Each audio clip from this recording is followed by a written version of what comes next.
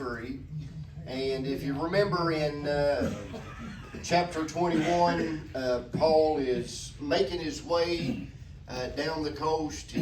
He's got in his mind set to go to Jerusalem. All along the way, there are those that are trying to discourage him from going because they know that bad things are waiting for Paul when he goes to Jerusalem. And we ended, I think, with verse 36 last week of chapter 21. So verses 37 through 40 in chapter 21 says, as Paul was led into the castle, he said unto the chief captain, May I speak unto thee? Who said, Can you speak Greek? Are you not that Egyptian which before these days made an uproar and led us out in the wilderness 4,000 men that were murderers? But Paul said, I am a man which am a Jew of Tarsus, a city in Cilicia, a citizen of no mean city. And I beseech thee, suffer me to speak unto the people. And when he had given him license, Paul stood on the stairs and beckoned with the hand unto the people. And when there was a great silence, he spake unto them in the Hebrew tongue, saying. So as we closed up chapter 21, the soldiers are about to take the Apostle Paul into the fort to interrogate him. But Paul says, hey, can I say something to you? I want to, can I speak with you? And when he did, he spoke to him in the Greek language. And the soldier is surprised, and he said, do you speak Greek? Which was the lingua franca of that time, the international language. So this commander thought that Paul was some just uneducated writer, but when he speaks Greek, he realizes that, hey, this ain't some guy without an education. So he recognizes Paul's not who he thought he was, because he thinks that Paul is this Egyptian that had came. It was a group of terrorists that came against Jerusalem that was eventually defeated by the Romans. But Paul's response makes it clear to the commander there's no connection between the Christians and these Jewish terrorists. So he tells him, I'm from Tarsus, no mean city. It's not an ordinary city. It's an extraordinary place. And Paul wants to speak to those that have tried to kill him. So he's standing at the top of the stairs, surrounded by Roman soldiers. And if you remember last week, they had to pick him up and carry him because they thought the mob was going to get a hold of him. So when he's at the top of the stairs, surrounded by these Roman soldiers, he's waving the hands to silence the people. And he speaks to them, and Luke uses the phrase, te habrede dialecto, in the Hebrew language. This man, he's just surprising them all by just going from the Greek language to the Hebrew language and the Aramaic. So he's got their attention now. He's on the stairwells, and he's got the crowd's attention. So we start verse chapter 22. And Paul says, Men and brethren and fathers, hear ye my defense, which I make now unto you. And when they heard him spake in the Hebrew tongue to them, they kept the more silence. So when they hear him speak in Hebrew, they give him even more, listen to him even more.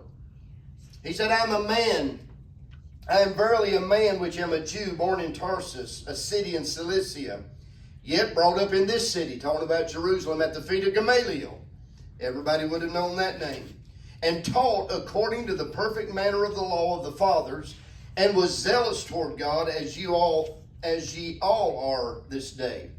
And I persecuted this way, talking about the Christian faith, unto the death, binding and delivering into prisons both men and women, as also the high priest doth bear me witness, and all the estate of the elders, from whom also I received letters unto the brethren, and went to Damascus to bring them which were bound unto Jerusalem for to be punished. So Paul begins by addressing the crowd as brothers and fathers. So his brothers, he is relating to them as Jews. He's saying, I'm a Jew, brethren. I'm a Jew just like that you are. We're brothers. And fathers would have been appropriate for the priest and members of the Sanhedrin. And when they hear him speaking in Hebrew, it caused them to listen to his defense even closer. And you remember what the Greek word for a defense of the gospel was. Apologia. So an apology, not an apology like we think of today, but it is a defense for why we believe in the gospel. In verse 3, he tells them, I'm a Jew, which sets the tone for his defense. He's a loyal Jew. He's not an alien or an apostate, but he's just as much as a Jew as anybody in the crowd, and he's relaying this. He explains to them his upbringing, his education. I sat at the feet of Gamaliel. And he said, I've been zealous for God just as much as anybody that's in this crowd. And he acknowledges their sincerity, of their devotion to God. And he said, I've been just as devoted and just as zealous as all of you have. Then he goes on to talk about his extreme zeal in persecuting the church, which shows that his religious zeal exceeded even those zealots that were in the crowd that he's speaking to. Verses 4 and 5. And he wreaked havoc on the church and persecuted Christians relentlessly and persecuted them even to their death. Now the high priest and the entire council, the Sanhedrin, Paul says they can confirm this because I received letters from them that give me the right to do this. So somewhere in their courts, there would have been recorded letters that they could have proved of what Paul is saying to be the truth.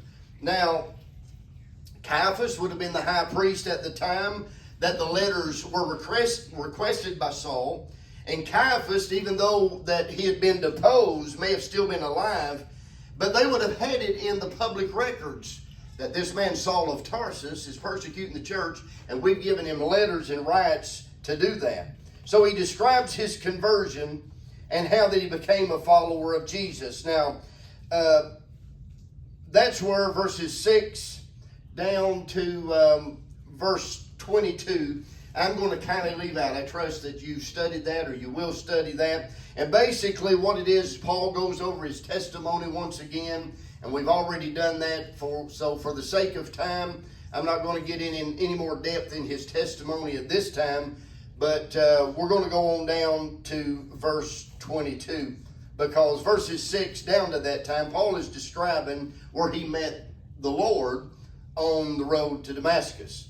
Then in verse 22, after he had given the speech of his testimony, verse 22 said, they gave him audience unto this word, and then lifted up their voices, and said, away with such a fellow from the earth, for it is not fit that he should live. And they cried out and cast off their clothes and threw dust in the air.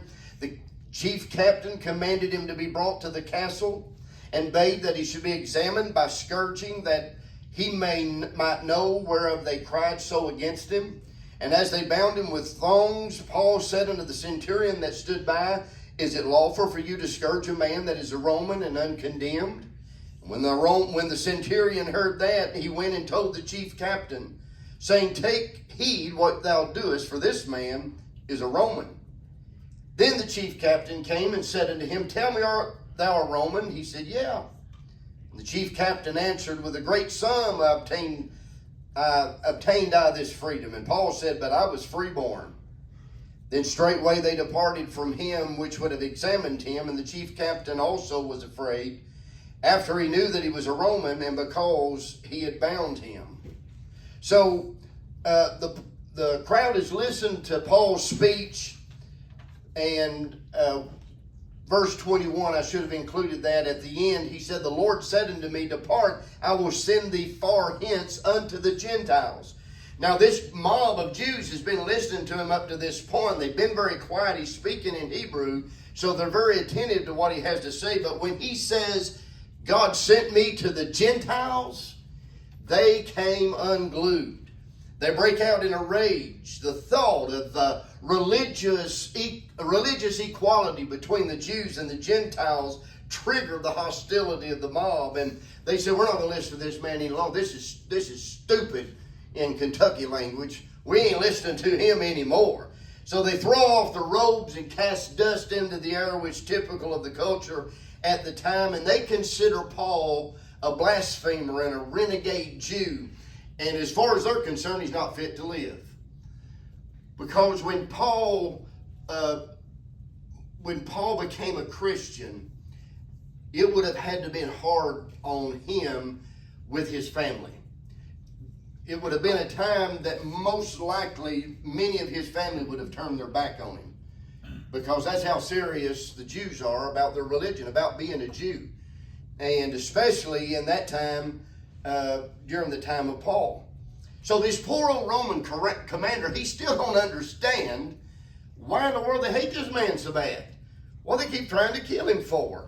So they protect Paul again, lead him back to the barracks, and they said, we're going to flog him. We're going to have him scourged. Scourging was where Jesus was scourged, if you remember. And the scourge consisted of a whip with leather straps that had pieces of bone and maybe even metal that was entwined within those straps.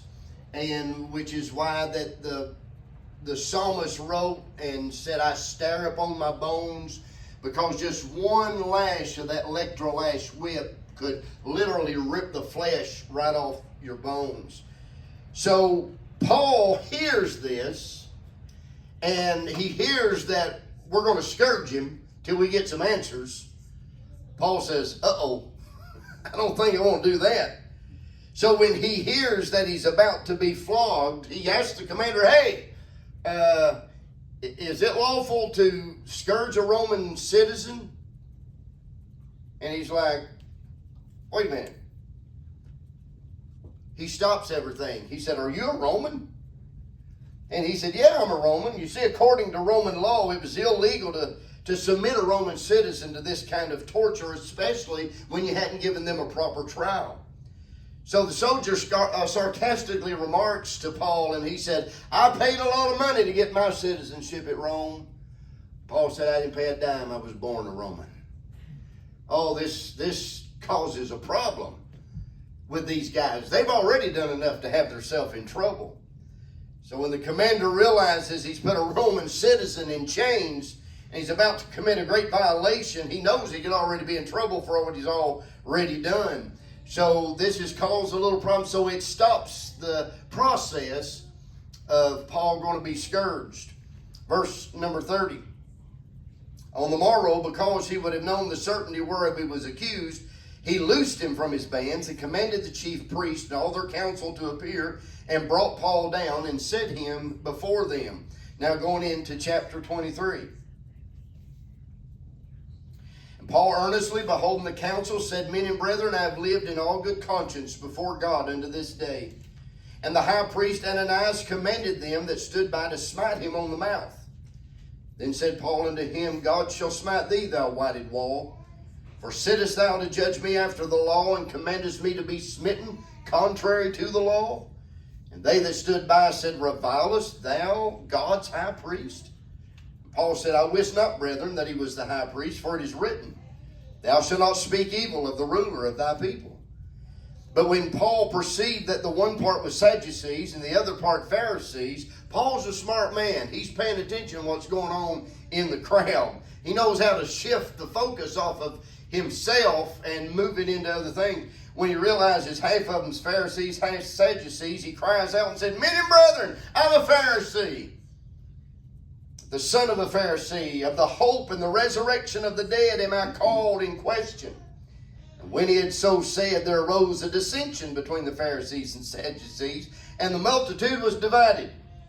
For the Sadducees say there is no resurrection. That's why they're sad, you see. For the Sadducees say that there's no resurrection, neither angel nor spirit, but the Pharisees confess both.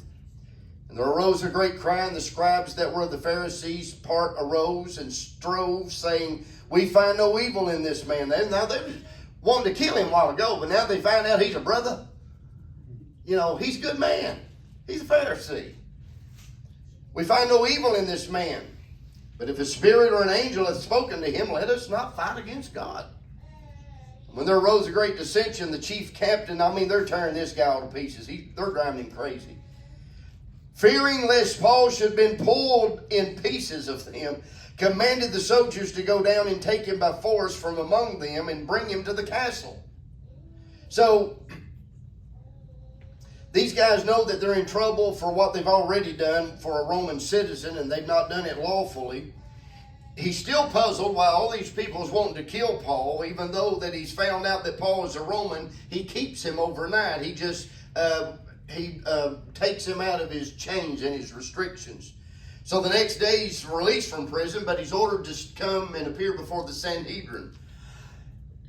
So Paul stands before the Sanhedrin, and it says that he beheld them in verse number 1. He beheld the council, earnestly beholding the council. So Paul stands before them. He's looking at the judges and begins his defense.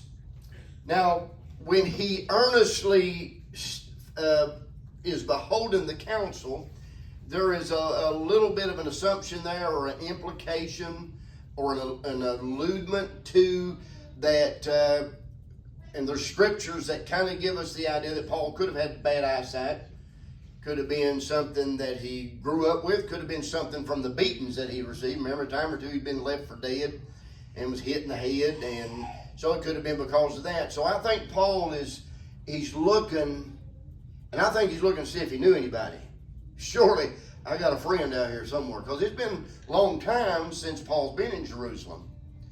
So he's steadfastly beholding the council. Maybe some of them guys he went to school with, at the feet of Gamaliel. So that's the only way they could have been part of the Sanhedrin, to go through the training that Saul had went through. So he's beholding them earnestly. And he begins his defense by declaring his discharge of duty to God with a clear conscience. He said, "Men and brethren," he said, "I have served God with a clear conscience all the way up to this very day." And he's rejected the charges of speaking against the Jewish people. If you remember the charges they brought against him, but he is debating these charges that he's not guilty of coming against the law of Moses and the temple and the Jewish people. Ananias is the high priest at the time. He interrupts him and orders those that are standing near Paul to strike him in the face. But this action, the high priest protests. By him doing that, he protests Paul's bold claim of innocence. So the blow makes Paul angry. It would probably make any of us angry. When you're doing your best to explain yourself and somebody walks up and smacks you in the face. And the high priest had ordered this action. So it angers Paul, and with a prophetic voice, Paul cries out, and he said, "God will strike you, you whitewashed wall." And as high priest, Ananias should have dispensed justice according to the law, but by him striking Paul without being able to prove that he was guilty of anything was actually against his own law. So, but the word that Paul gives is actually a pronouncement of a prophetic curse. Because in less than 2 years, Flavius Josephus, the Jewish historian, says that Ananias perished by the daggers of the Sicarii at the beginning of the Jewish war under the procuratorship of Florus in the year of AD 66. So in less than 2 years, he's killed with a dagger. So it angered Paul, but what Paul spoke was actually a prophetic voice. God will get you. He'll strike you, you whited wall. And you remember what that meant when Jesus talked about the Pharisees. He said on the outside they're like whited sepulchres. They look good in their clothing. They look holy. They look religious. But inside they're just full of dead men's bones. And some of you probably had somebody pop in your mind when you said, don't do no good to look good on the outside if you're nasty on the inside. So Paul, as a faithful Jew, knows the importance of respecting the leaders of Israel, and he was raised that way. He actually quotes Exodus 22:8, and he says, "I know the law, brethren, do not speak evil about the ruler of your people." And he replies, "I didn't know that was the high priest." So there's a couple reasons that he may not have known that he was the high priest. Paul may not have been aware that Ananias had made high priest. That is a possibility. He may not have recognized who he was exactly. And a good possibility, this was not a formal gathering of court. This was actually an informal gathering. So the high priest was not in his high priest garb to where everybody would have knew who the high priest was if he was dressed like that. So Paul, in his defense, says, I didn't realize, he might have been thinking, I didn't realize the high priest tried to hit you myself. What he could have been thinking. But he was a Jew. And so he was strict to the law. He knew that we don't come against and speak evil of the ruler of our people. So he tells them and shows them, hey, this proves to you that I respect the law. So remember, the Sanhedrin is the rule of the Jews, the court of the Jews, and could be made up of Pharisees and Sadducees, in which these were. And each group have their own definite political and theological differences. The Sadducees were the priestly aristocracy, and in theology they're conservative. Politically they're aligned with Rome. The Pharisees, on the other hand, were silent opposers to Rome, and they were theological progressives. They accepted the scribal interpretation of the law. The Sadducees didn't. They saw the prophets as authoritative as the Pentateuch, but the Sadducees didn't. They believed in the resurrection of the dead. The Sadducees did not. They believed in angels. Sadducees did not. So Paul, knowing this, and he's like, I'm getting ready to go to trial before all these guys, and I'm probably not going to get a fair trial to start with. So he declares, I'm a Pharisee, brethren. And when he does that, it provokes a controversy in the council. And as a result, the Pharisees turn in favor of Paul. And the Sadducees are now mad because they didn't like Paul to start with. Now he's a Pharisee and he believes in the resurrection of the dead. We don't like him even more. So they get an argument between each other. And so now there's a fight that breaks out between the two parties, which produces a schism. The Roman commander, he's just hitting himself in the head. He's like, I brought him here to find out what the problem is and why everybody's wanting to kill him, and now they're fighting. So he called the council together to learn why they wanted Paul dead. Now the council is in an uproar and divided. So it breaks into such a violent dispute that the commander is afraid they're going to rip Paul in pieces. So he orders his soldiers to go get Paul and take him back to the castle or back to the barracks. Verse number 11. And the night following, the Lord stood by him and said, Be of good cheer, Paul. For if you have testified to me in Jerusalem, so must thou bear witness also at Rome. The stress and the strain of the last few days surely was probably weighing on Paul. Then the Lord appears to him, encourages him. Earlier in chapter 19, verse 21, Paul had expressed his desire to preach the gospel in Rome. And now the exalted Lord assures him that just as he has testified to his name in Jerusalem, which was the center of Judaism, you're going to be preaching the gospel in Rome. Every time, now I didn't write it down, didn't name them, but every time, several times in the book of Acts, the Lord appears to Paul, and every time that the Lord appears to him, it's a time of crisis. Ain't it good to know that when we need him, God will be there? Amen. So every time Paul is dealing with stress and dealing with the trouble of the day, the Lord appears to him. It said that the night following, the Lord stood by him. Woo! I tell you what, it's good to know he's standing there. And the Lord told him, he said, be of good cheer. That's words of encouragement. Cheer up, Paul. I think if you look at the events here, the Lord saying, take courage and be of good cheer. I'm going to get you out of this situation. May not have been as much that as it was the Lord may have been saying to him, take courage. Cheer yourself up. Lift your chin, son. You got to encourage yourself for what's coming. Don't worry about now. Don't worry about what happened yesterday. You need to encourage yourself for tomorrow. So sometimes when the Lord comes to us and encourages us, you know, as humans, especially in this modern American religious system, we're looking for that day of rest. We're looking for that just peace and serenity. We're looking for that time to just sit down. God never called us to that time. The peace that he gives us is the peace that keeps us from being overwhelmed. But the encouragement that he gives us is not so we can sit down and cross our legs and not to worry about it, but it's to encourage ourselves because things might be worse ahead. You need to get yourself ready now for what is to come. So he's encouraging Paul to take courage, get ready for what lies ahead. Paul may not know it at the moment. He thinks it's bad now, but he's going to experience every kind of danger, opposition, oppression, affliction on his journey to Rome, even his stay in the city. But the vision must give him encouragement for the time being and for the future as well. So verse 12. When it was day, this is after his dream, his vision. When it was day, certain of the Jews banded together and bound themselves under a curse, saying they would not eat or drink until they had killed Paul. These guys are serious.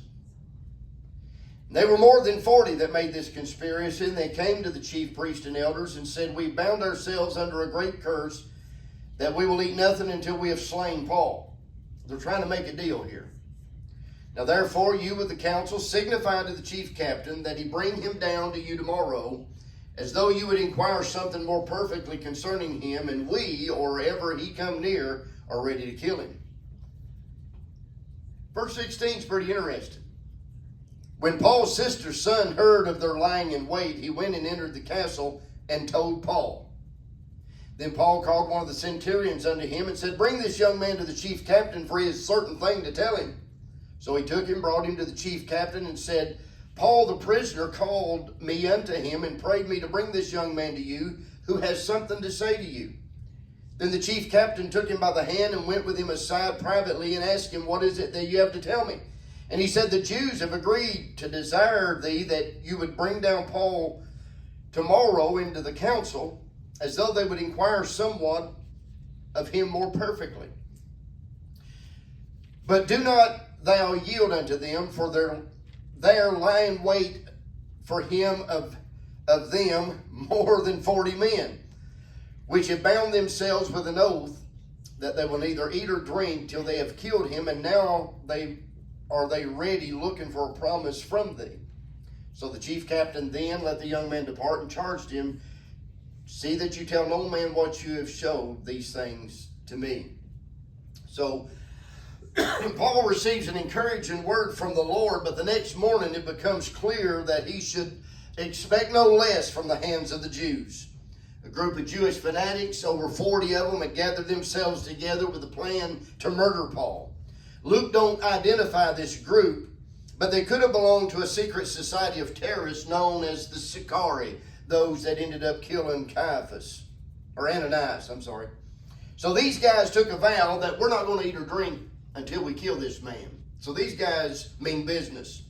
They come to the chief priest and the elders and they have a plan. Hey, you get the chief commander, tell him to bring Paul down at this certain time of day because you want to ask him some more questions. And when he does that, we're going to ambush him and we're going to kill him. So they're planning all this together. And behind the commander's back.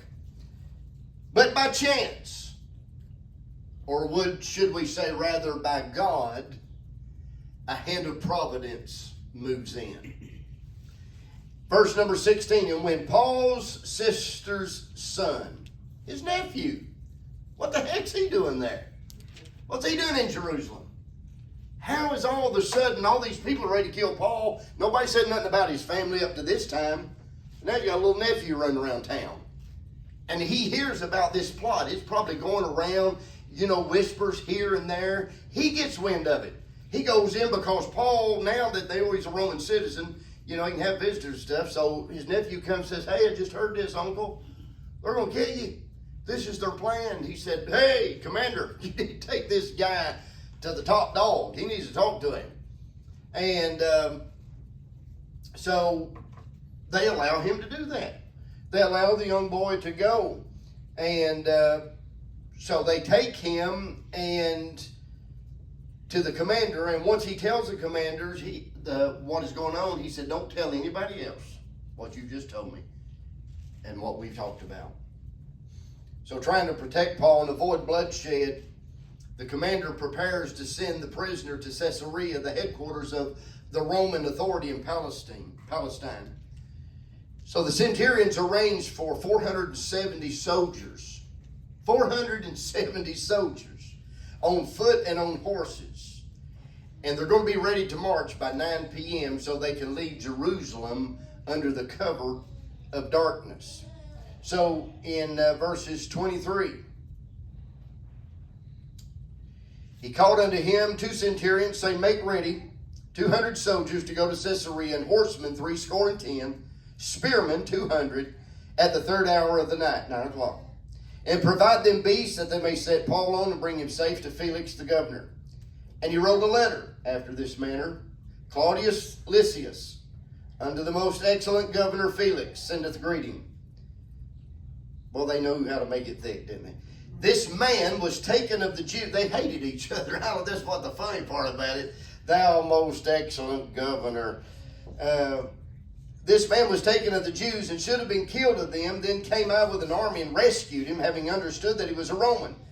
And when I would have known the cause whereof they accused him, I brought him forth into their council, whom I perceived to be accused of questions of their law, but to have nothing laid to his charge worthy of death or bonds. And when it was told me how that the Jews laid wait for the man, I sent straightway to thee, and gave commandment to his accusers also to say before thee what they had against him.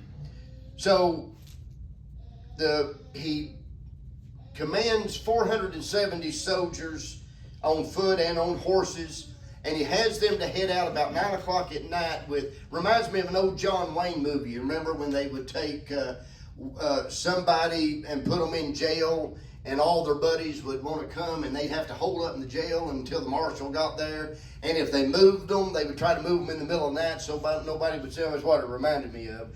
So they try to remove Paul out of Jerusalem under the cover of darkness, but they've got all these horses. I mean, how are you going to get out of town with this entourage? And they were serious about protecting Paul. So Paul is going to be transferred to the governor of Judea.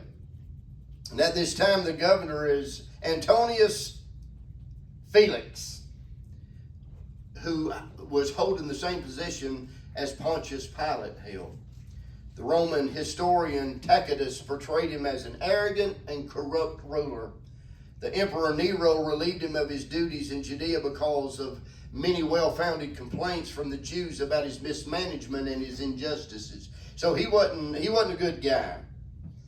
So a formal letter was written by the commander Claudius Lysias and addressed to Felix that they send with the company that's taken Paul to Caesarea.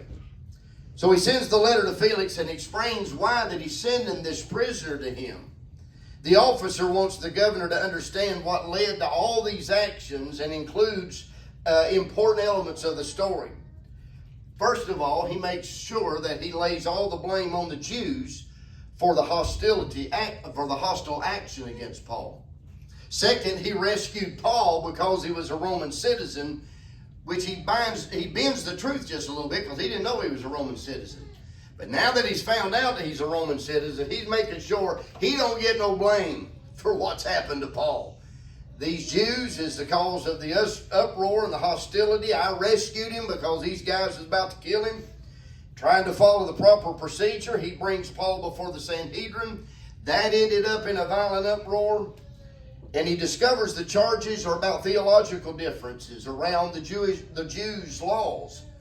So categorically, he declares Paul innocent in regards to any kind of capital offense. So Claudius Lysias, that's writing this letter to Felix, this is what he's telling him. And he tells him about a plot that he found out to ambush and kill Paul. So he sends Paul to the governor so that the case can be settled properly, knowing that he's a Roman. So verse 31. Then the soldiers, as it was commanded them, took Paul, brought him by night to Antipatris. And on the morrow they left the horsemen to go with him and return to the castle, who, when they came to Caesarea, delivered the epistle of the governor, presented Paul also before him.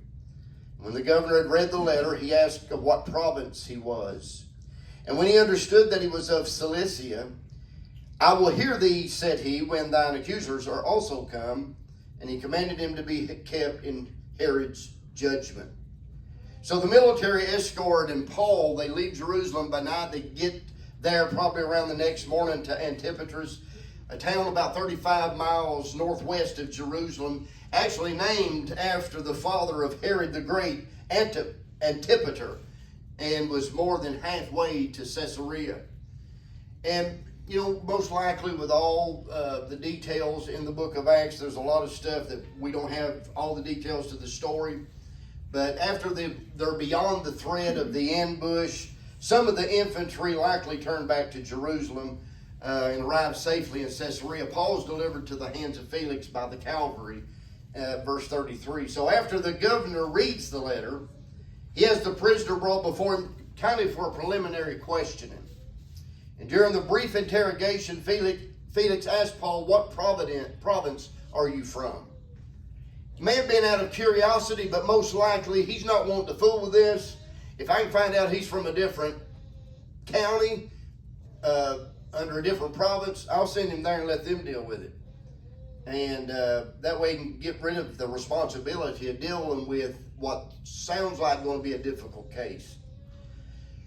So he ends up not doing that when he finds out that Paul is from Cilicia, so he decides to hear the case himself, because had he decided to do it the other way, then not only would he have caused bad relations with the Jews, who would have had then to travel to Cilicia to make their case and to make their defense against Paul, but also Cilicia at this time was not a full province. It was part of Syria that came under the legate of Syria. They didn't want to be bothered by minor offenses. So Felix is like, I don't want to fool with this, but I can't send him to Cilicia because that'll cause me even more problems.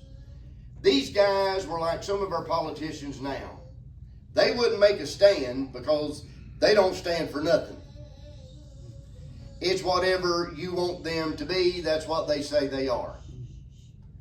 And so that's what Felix is trying to do. He don't want to upset the Jews.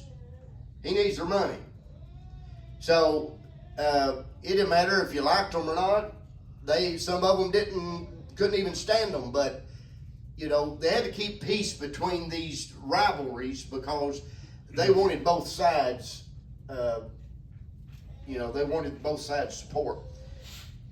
So Felix has no way of avoiding his duty without offending one or the other. So he promises later, I'll bring you back, that he'd give your accusers time because Paul had been delivered to them. But the people that had the charges against him, these Jews from Asia and these other Jews, they're still in Jerusalem.